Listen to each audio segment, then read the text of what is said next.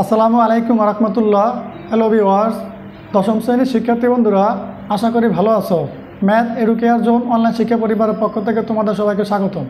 তোমাদের অর্ধবার্ষিক পরীক্ষার সামনে রেখে হিসাব বিজ্ঞান বইয়ের উপরে চূড়ান্ত একটি নমুনা মডেল প্রশ্ন আমরা আলোচনা করব। চলো আলোচনা শুরু করা যাক। দেখো, মডেল টেস্ট 2025 শ্রেণী দশম, বিষয় হিসাব বিজ্ঞান, বহু নির্বাচনী অপেক্ষা, মান 30, সময় 30 মিনিট। চলো আমরা আলোচনা শুরু করি। দেখো, এই যে তোমাদের চমৎকার প্রশ্নগুলো এখান থেকে দেখে নাও।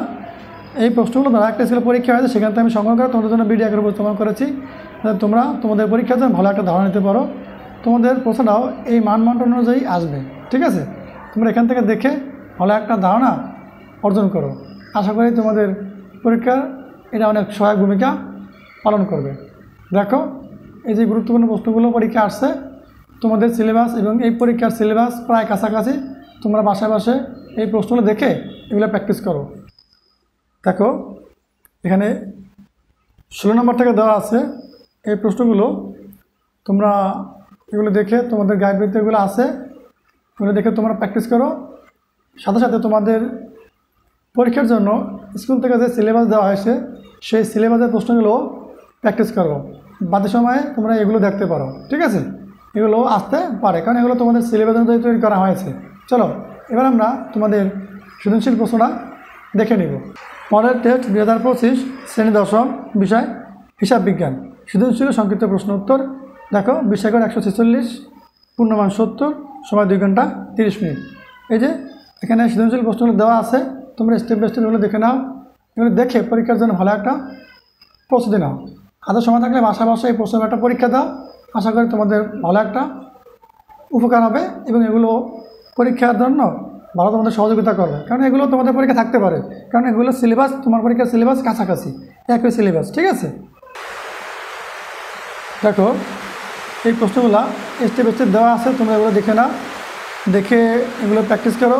হাতে সময় থাকলে বাসায় বাসায় প্রশ্নটা পরীক্ষা দাও, ঠিক আছে? এগুলো তোমাদের সিলেবাস অনুযায়ী তৈরি করা হয়েছে।